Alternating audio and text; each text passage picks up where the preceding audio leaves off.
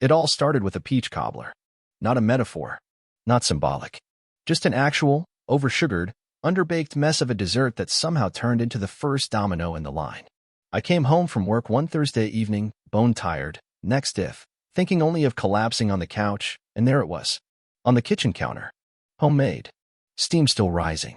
My wife, Anna, beaming like she'd just invented electricity. Now, here's the thing about Anna. She doesn't bake. She once set off the smoke alarm boiling water. So naturally, my first thought wasn't, how sweet. It was, who died? Or, what did you buy without telling me? She kissed my cheek, handed me a plate, and said, just felt like doing something nice for you. I squinted at her. You okay? Why wouldn't I be? I had no answer for that. So I ate the cobbler. It was chewy, like if regret and sugar had a baby. But I smiled, told her it was great, and figured maybe she just had a good day. Or a guilty one. I didn't know which yet. That night, she curled into me a little tighter than usual. Stayed awake long enough to ask me about my day. Even laughed at one of my terrible jokes. And I'll admit it, I let myself believe maybe we were getting back to us. We'd been in a bit of a slump. Nothing dramatic. Just the slow, subtle drift that happens when life becomes more about calendars than connection. Bills. Appointments. Dinners eaten 3 feet apart in silence. But that night she looked at me the way she used to, and I thought foolishly that we'd turned a corner. I didn't know that corner led straight off a cliff. The next morning, I woke up to find her already dressed, hair done, makeup perfect. She was sipping coffee like a woman with no secrets. Heading out early, she said. Meeting some girls from work for breakfast. I smiled, still warm from the night before. Say hi to them for me. She hesitated, just for a second, then said, of course, and kissed me on the forehead. It wasn't until later that I remembered Anna doesn't like breakfast. But hindsight's a luxury. At the time, all I thought was, man, I'm lucky. And in a way, I was. Lucky to get the warning shot, even if I didn't hear it.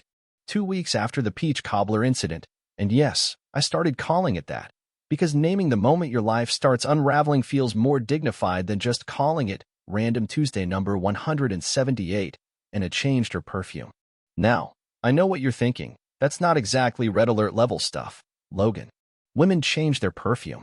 Sure, totally fair. But this wasn't a new season, new scent situation. This was something else. She came home one evening wearing something I'd never smelled on her before. It was strong, sweet, musky, too young for her usual taste. And when I leaned in to kiss her hello, she instinctively leaned away, like she forgot I existed for a second. New perfume? I asked, like it was a harmless question. She blinked, then smiled. Oh, yeah. Sample from a coworker. Now here's where it gets weird. She smiled too long. I don't know how to explain it exactly. But there's a difference between a thanks for noticing smile and a please stop asking questions smile. And this was the second one, stretched over the first like cheap wallpaper. I didn't press. I just logged it in the back of my mind, right next to the gym membership she'd suddenly gotten, the late-night work strategy sessions, and the Tuesday she came home with a fresh blowout and a story about a broken office printer that made 0 sense. Still, I said nothing. Because I didn't want to be that guy, the jealous husband with a flashlight and a tracker app, spiraling over nothing. Instead, I tried harder. Made dinner on Fridays. Picked up her favorite wine. Asked about her day even when I knew the answer would be fine. And once, when she got in the shower, I stood in our quiet bedroom and stared at her phone on the nightstand. I didn't touch it. I'm not proud to admit it, but I didn't have the guts. Not yet. Because here's the truth. Most men don't find out the moment they're being betrayed. They feel it. They feel the air go thin. The smiles go crooked. The rhythm go off. And still, they hope they're wrong. Saturday morning, clear skies, birds chirping, coffee in hand, and a knot in my gut so tight it could have snapped a winch line. I was sitting on the patio, scrolling through emails on my laptop, when her phone buzzed on the patio table next to me. She was inside on a work call, at least, that's what she said, leaving her phone face up, unlocked. And that was the moment. See, I didn't go looking for proof. Proof walked over, sat down across from me, and said, "Morning, champ." The screen lit up. "See you tonight, can't wait kiss mark." From a contact saved under Morgan HR. Now, Anna doesn't know a Morgan. And this Morgan, unless corporate HR has taken a wild turn, was using heart emojis and kissy faces to set up what I assume was not a mandatory team-building seminar. I didn't open the thread. I didn't need to. Because right then, the ache in my chest didn't come from what I saw. It came from what I already knew. What I had known. For weeks. When Anna stepped outside, sipping from her lemon water like a woman at peace, I just stared at her. "Something wrong?" she asked, blinking innocently. I could have asked right then. I could have thrown the phone at her feet and demanded names, reasons, excuses. But I didn't. Instead, I said, "No. I was just wondering. Do you believe people can fall back in love?" She tilted her head, surprised. "I think so," she said after a pause. "Why?" I shrugged. "Just curious." She smiled, nodded, and turned back toward the house. And that was it. That was the moment. Not the text. Not the perfume. Not the cobbler. It was that smile. Because I'd seen that smile before. Just not on her. Not for me. It was a smile she wore for someone else now. The thing about knowing, really knowing, is that it doesn't make you feel better. It just makes you quiet. After that morning on the patio, I didn't rage. I didn't cry. I didn't throw her phone into the pool like some soap opera caricature. No. I did the most dangerous thing a betrayed man can do. I started thinking. Because when a man like me, quiet, steady, methodical, gets hurt, he doesn't break. He recalculates. And I didn't want revenge. Not yet. I just wanted the truth. Not half answers. Not work friend cover stories with office jargon and perfume. The real truth. The ugly, knotted core of it. So, I played it cool. The next day, I bought her flowers. Yellow tulips, her favorite, or at least, they used to be. She looked at them like I'd brought her a box of old receipts. "Everything okay?" she asked. I smiled. "Just wanted to see you smile." She did. But it was the kind of smile that says I'm already somewhere else. Later that week, I told her I'd be working late. I wasn't. I sat in my car 3 blocks away from the office building she supposedly stayed late at every Tuesday and Thursday. She never showed. That same night, she came home with tousled hair and a lazy grin. "Crazy night," she muttered, kicking off her heels. I bet it was. I installed a simple GPS tracker in her car the next day. Took less than 10 minutes. Less than $10. Funny how modern betrayal doesn't even need effort to uncover, just Wi-Fi and patience. By Friday, the tracker showed a new pattern. Tuesdays and Thursdays? She was at a house on Sycamore Lane. Nice neighborhood. Too nice. The kind of place with artisanal dog parks and wine bars named things like Pressed and Blessed. I drove by once. Just once. Saw her car in the driveway. Saw a second car, a black Lexus coupe, parked behind it. Didn't see the man. I didn't need to. His existence was confirmed the second I saw Anna's silhouette in the window. Laughing. Holding a wine glass. She was backlit like something from a romantic movie trailer. Only, this one didn't end with the husband running through the airport. This one ended with silence. I didn't confront her. Not yet. You don't interrupt the play halfway through. You let it finish, let the actors take their bows, so you know who's really been wearing a mask. Instead, I collected things. Little things. A receipt from a boutique hotel 2 towns over, tucked in the pocket of her gym bag. An unfamiliar cologne lingering on the passenger seat headrest of her car. Earthy, expensive, not mine. Her search history, "Can you love 2 people at once?" and signs your affair is getting serious. She wasn't just playing. She was planning. But here's the part that stunned the most. She was happy. She walked lighter. She smiled at strangers. She started singing in the kitchen again tunes from high school, from before we met. He made her feel young. And I? I was just the reminder of years past and promises kept too long. That weekend, I decided to test something. I asked her to go away with me. "Just a weekend," I said. "Let's drive to the lake house. Unplug. Just us." She hesitated. It was microscopic, but it was there. A pause. A flicker in her eyes. I'll check my schedule." I smiled. "Of course." That night, she declined. "Too much going on at work," she said. "Maybe next month?" "Sure," I thought. "Or maybe you're just afraid of being somewhere you can't sneak away." I stayed up that night staring at the ceiling, thinking about the man she laughed with. What did he have that I didn't? Was it charm? Timing? The novelty of being not me? Probably all of the above. And you know what? I didn't even hate him. Not yet. He was just a symptom. Anna was the architect. But what gnawed at me, what kept the blood in my ears pounding like a war drum, was this. She chose to lie. Again and again. Not to protect me. Not to preserve our marriage, but because, deep down, she assumed I'd never do anything about it. She thought I'd stay. She thought I'd swallow it whole, wear the betrayal like a badge of quiet dignity, while she rebuilt her happiness on the rubble of our vows. And that's when the switch flipped. That's when the shift happened. Because I wasn't going to confront her. I wasn't going to cry or plead or punch drywall. No, I was going to smile. Wait. And when the final act came, when she stood before me, confessing not because she was sorry but because she wanted out, I would already be 10 steps ahead. I would let her talk. Then I'd show her what happens when the man you underestimated becomes the man you should have feared. Not with fists, not with fire, but with strategy. Because love is patient. But betrayal? That's a whole different breed of memory. The irony of betrayal is that the one doing it always thinks they're the smartest person in the room. Anna had no idea she was walking into her own unveiling. It was a Thursday evening when she finally decided to make her move. Fitting, since Thursday had become his night. The man in the black Lexus, the one who apparently knew my wife better in 6 months than I had in 12 years. She came home late. Not suspiciously late, not in a movie late. Just enough to keep up the illusion. Like she thought she was threading a needle. But she didn't realize I had replaced the thread. She walked into the kitchen like she hadn't just come from another man's house. Dropped her purse on the counter. Kissed me on the cheek with the mechanical tenderness of a hospice nurse. Long day, she sighed. I nodded. You look tired. She smiled, but it didn't reach her eyes. I think we should talk. There it was. The line. The one people think starts the conversation, but really just ends the life you knew. Sure, I said, wiping my hands on a dish towel. Living room. She nodded, sat across from me. Crossed her legs slowly, deliberately, like she was gearing up to negotiate her way out of a lease.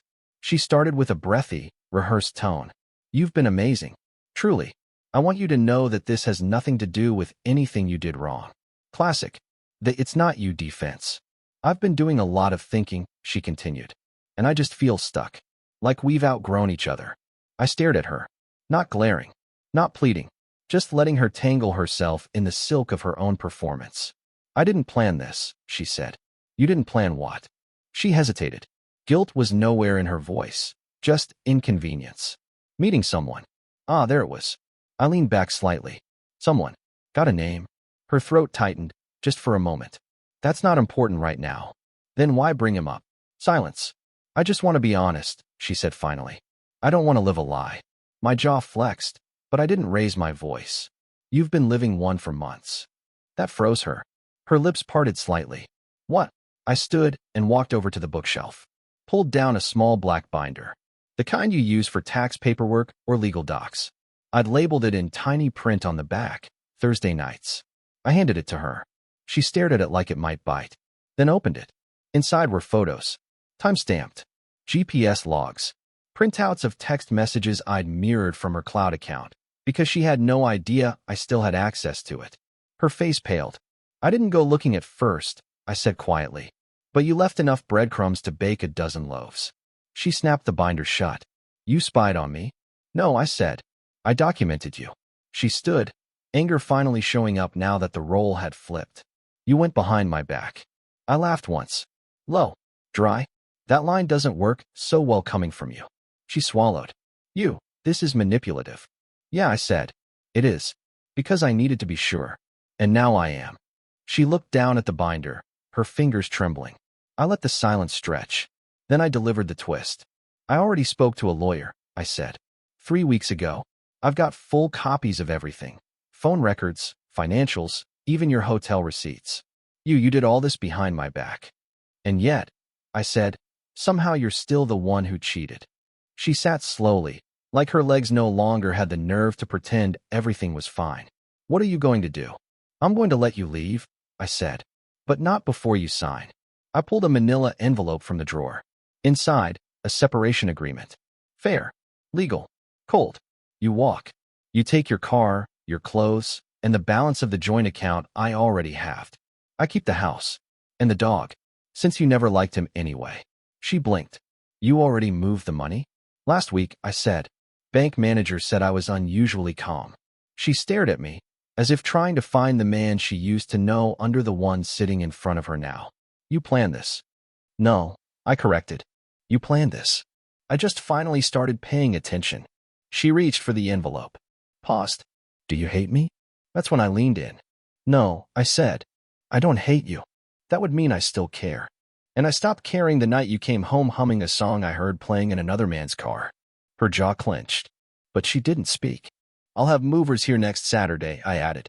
I figured you'd rather not explain this to your coworkers when the Lexus guy helps you move out. She flinched, just barely. And I stood. This chapter's over, Anna. You wrote the ending. I just turned the page. People like to say that after heartbreak comes healing. I never bought into that clean narrative. Sometimes, after heartbreak comes construction. Brick by bitter brick. Anna left 3 days after the envelope hit the table. She didn't put up a fight. Just packed quietly, deliberately. Took only what I'd said she could. Even left the peach cobbler dish, like some failed relic of her last attempt at pretending. I didn't watch her go. Didn't help carry boxes. I stayed upstairs in the office, door cracked just enough to hear her heels tap down the front steps one final time. She didn't say goodbye. Didn't even close the door. Just left it swinging in the breeze like the aftermath of a storm. I finished my coffee, walked down the stairs, and closed the door myself. Locked it. That felt symbolic. The next few days were quieter than I expected. The house had an eerie stillness to it, like even the walls were confused. But silence, I found, can be a resource. So I used it. I canceled the wine subscription she loved but barely drank. Donated her half of the closet to a local shelter. Flipped the mattress, changed the locks, replaced the key hooks by the door with a row of sleek brass hooks that held only my things. Then I turned to the garage. That space had been hers, overflowing with seasonal wreaths, yoga mats, half-used cans of paint for projects she never finished. I cleared it all out. Took 3 truckloads to Goodwill. By the end of the weekend, I had a clean, echoing square of concrete with nothing in it but potential. And a lawn chair. I sat in that chair, cracked a beer, and just breathed. That was when it hit me. This wasn't about moving on. It was about building differently. Because she had taken her version of us and run it off a cliff. But me? I wasn't broken. I was just repurposing. On Monday, I went back to work.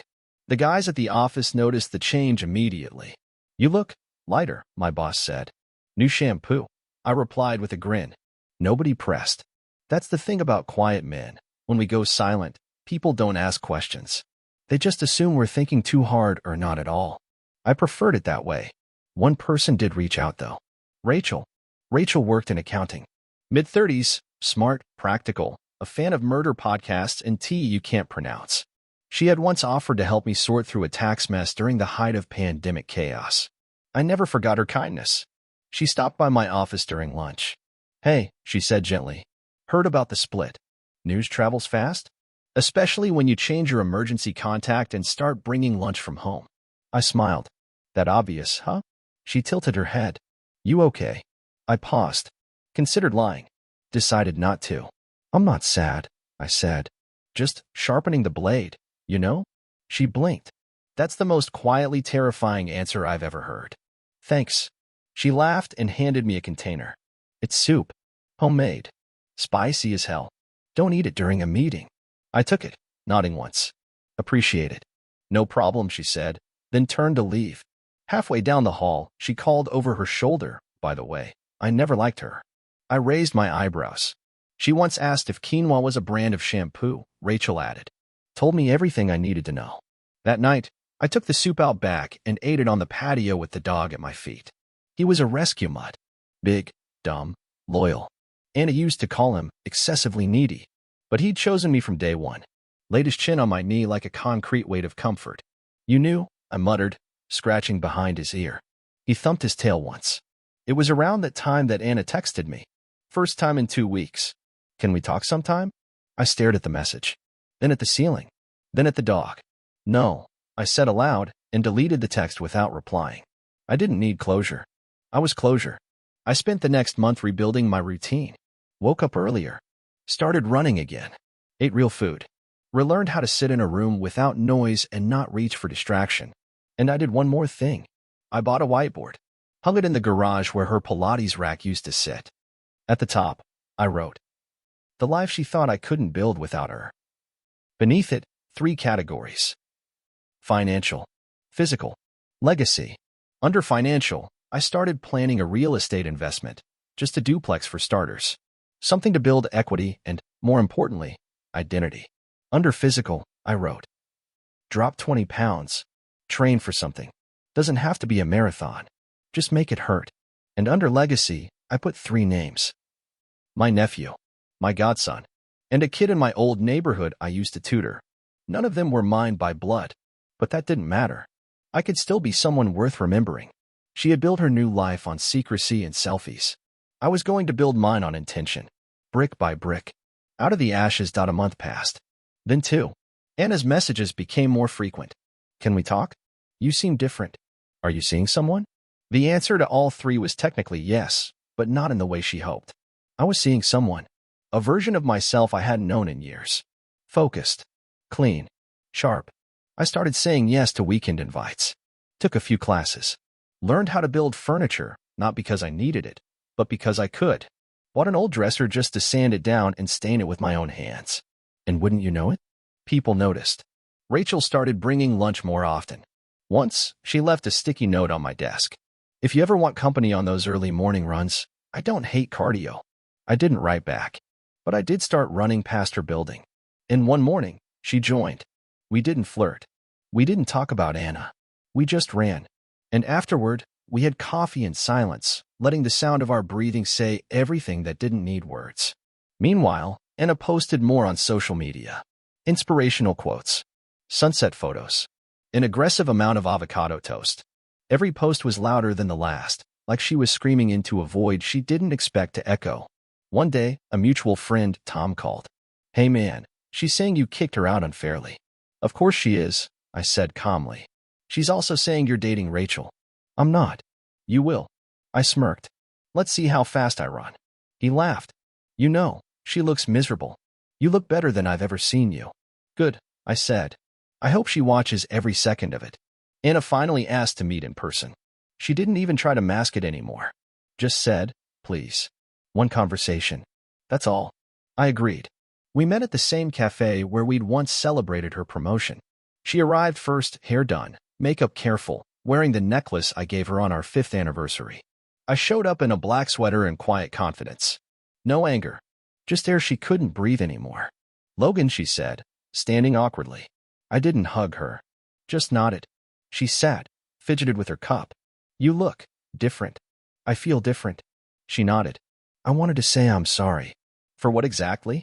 She swallowed. For all of it. For not being honest. For making you feel replaceable. I tilted my head. You didn't make me feel replaceable, Anna. You just proved you could be replaced.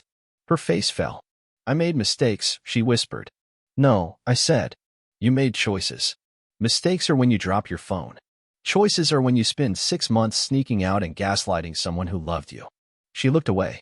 I didn't think you'd bounce back like this, she admitted. Yeah, I'm full of surprises. She reached into her bag and slid over an envelope. What's this? My share of the house equity. I know you said I could keep it, but I don't want to. I didn't touch it. She added, he left me, by the way. The guy. I nodded once. That tends to happen when the thrill runs out. I miss you, she said, barely above a whisper. I don't, I said plainly. Silence. Then I leaned forward. I'm not mad anymore. You helped me become someone I like again. But you don't get to be a part of that story. She blinked back tears. Goodbye, Anna. Then I stood, walked out, and didn't look back. Closure's a funny thing. People think it's a conversation. A cry. A moment where you finally understand why. But real closure? That's when it no longer matters. I donated Anna's envelope to a women's shelter. Figured something good should come out of her guilt. Then I bought myself something I'd wanted for years, a vintage motorcycle I'd always said was too impractical. Rode it every weekend. Wind in my face. No helmet for excuses. Rachel joined me once, helmet on, arms cautious around my waist. She laughed after 5 minutes and shouted, "You're insane." I yelled back, "Took me long enough." I never told her everything about Anna. I didn't need to. She figured it out anyway. Smart people usually do. But she never asked. And that silence was the kindest thing anyone had ever given me. One morning, I found Anna's number still in my phone. I didn't delete it. I changed the contact name to Lesson Learned. Here's the part you've been waiting for. The revenge. And it came dressed in 3-piece patience. I didn't slash tires. Didn't spread rumors.